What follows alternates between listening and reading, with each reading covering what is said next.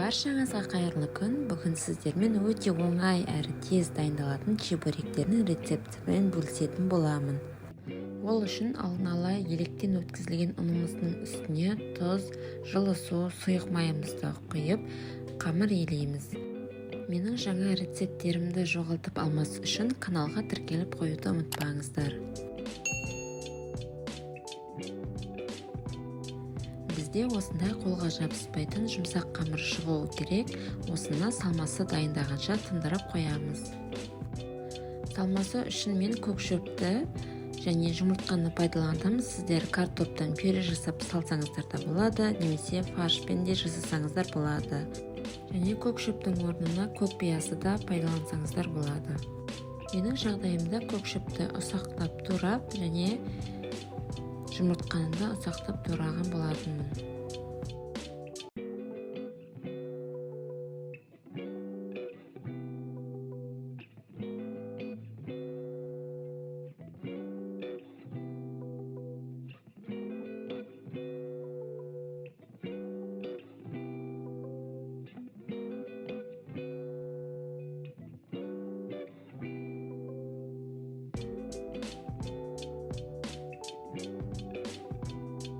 Барлығын ұсақтап турап болғаннан кейін аздап тұз салып, жақсылап араластырып аламыз.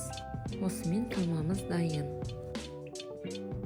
Енді қамырымызға кірісеміз. Алдымен қамырымызды шұжық ретінде жайып аламыз. Оны осындай ұсақ бөліктерге бөлеміз. Әрқайсысын дөңгелетіп алдым, себебі жайғанда ыңғайлы болуы үшін. Мен сіздерге қазір чебуректің екі түрлі тию әдісін көрсететін боламын. Біріншісі классикалықтар, яғни шаңышқы мен жан-жағын әдемілеу арқылы.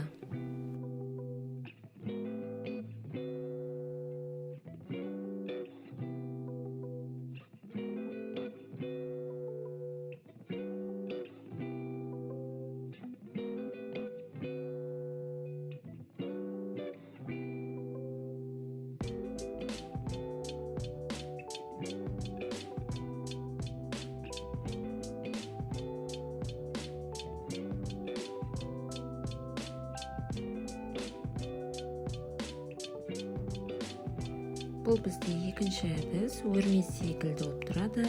Бұны самсаға да пайдалансаңыздар болады. Егер сізге рецепт ұнап жатқан болса, лайк басып сақтап алыңыздар және каналға тіркелуді ұмытпаңыз.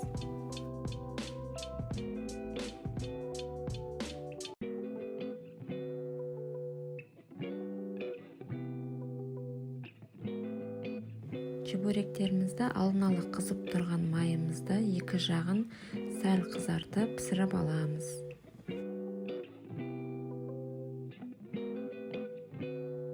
Дәл осы рецептпен пісіріп көріңіздер, еш өкінбейсіздер, өте оңай әрі тез дайындалады. 1 сағаттың ішінде сіздің тәтті чебуректеріңіз дастарханыңызда тұрады. Бұл чебуректер өте жұмсақ әрі дәмді, қытырлақ болып шығады. Пісіріп көріңіздер. Видеоны соңына дейін қарағаныңызға рахмет. Келесі кездескенше.